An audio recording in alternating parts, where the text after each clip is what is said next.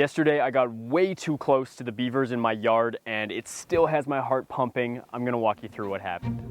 So, yesterday marked day 7 of an entire week filming the beavers. Initially, I was getting really great shots, but later in the week, all I got was... meaning the beavers saw me and they weren't going to do their natural behaviors. On day 7, I wanted to take a different approach that relied on the beavers' poor eyesight rather than their great hearing. I noticed that the beavers were spending a lot of time on the far side of the pond, so I figured this would be a great place to post up. My plan was to go out about an hour early so that the beavers couldn't hear me getting into position. So I was posted up right here, quiet as can be, masked by the sound of this machine. This machine is an aerator for the pond. What I didn't expect is just how well this would work.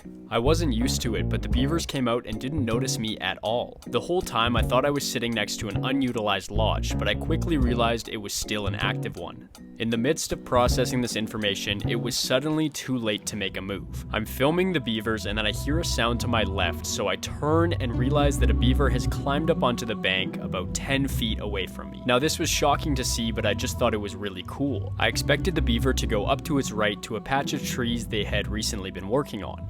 I didn't recognize any danger presenting itself at this moment.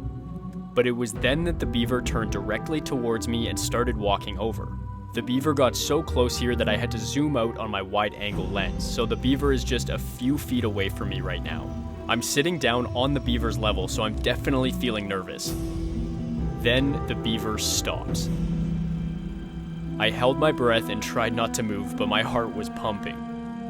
Fortunately, it did not see me and it continued on its way up the hill. Then I hear a sound to my right. There is an even bigger beaver walking up right beside me now, about 2 feet away, and I am completely frozen with fear, holding my breath. At this point, I'm in the worst possible place you could be. I'm in between the beaver and its lodge right behind me. The reason that's so dangerous is because that is the beaver's safety and protection from predators. So if it feels threatened or like you're threatening the lodge, there's a very good chance it could see that as an attack and try to defend itself. So I'm just absolutely paralyzed. My heart is thumping out of my chest, and then the beaver stops.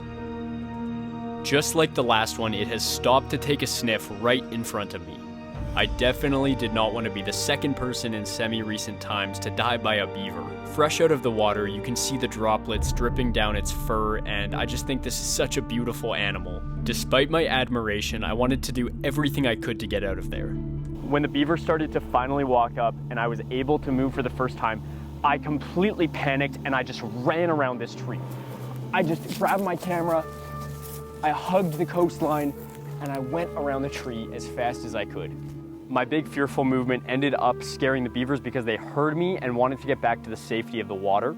So I captured one heading for the water and then another running down this ramp as fast as it could go. I felt so badly for this. I was surprised to see that the beavers didn't actually know where I was. They just heard a noise and got scared back to the pond.